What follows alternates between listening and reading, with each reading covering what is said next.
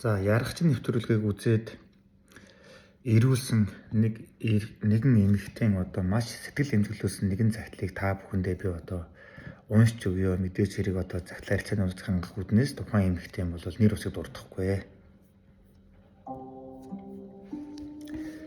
Энэ нэвтрүүлгийг үзээд хар тарсан өнгөрсөн амьдрал нь санагдаж нулимс хорсол зэвүүцэл төрж суунаа.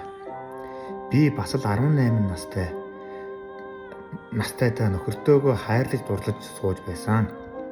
19 настай анхны хүүхдийн гаргаад дөнгөж 1 сартай байхад өөр эмэгтэйтэй асуудал үүсгэж байсан.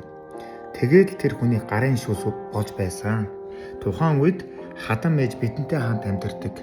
Намайг тэгж аймаар сотулж байхад эр эмийн хооронд илжиг гүйдэггүй мөч хэлээд тоодогч үгүй байлаа.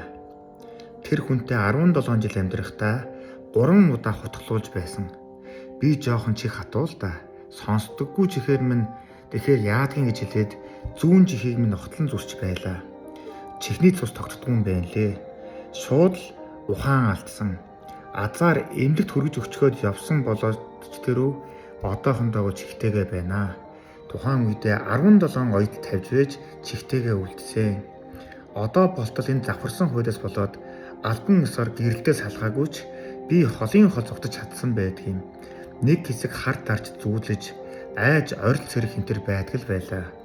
Одоо харин зүгээрээ бид дундаасаа 4 охинтой охид минь намайг салж явсанд их баярладаг. Ганц би ч биш бид 5 сэтгэл зүйн том гэмтэл авч маш муухай амьдралыг үтсэн.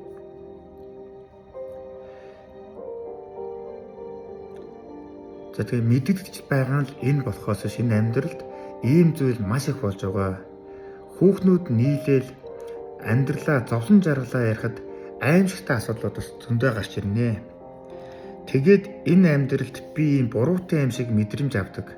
Нөхөр өөр хүүхэнтэй болох нь миний ачаагүйгээс болсон гадуур явах аригдахын тэрд бүгд л эхнэр буруутай болчихдаг ийм нэгэн байна.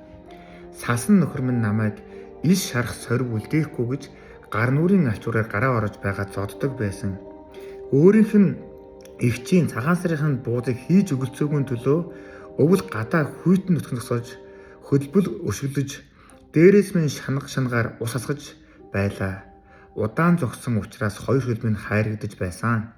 Одоо болтол хөлний уул минь хээгүй гүлгэр сорвтой маш айдас хүйдэс тунд амьдардаг байснаа одоо ботхоос ч айж байна гэж. Тэгэхээр яг ил болсон л энэ болохоос биш. Яг ийм аимшигтай хинээч санаанд оромгүй зүүдэнд оромгүй зовлон гүдсэн олон эмэгтэй байдгийн байна. Гэр бүлийн тухай хуулиа эргэж харах цаг болжээ. Гэр бүлийн хүчирхийлэлтэй шийдэмгий тэмцэх цаг бас хэдийн болсон байна.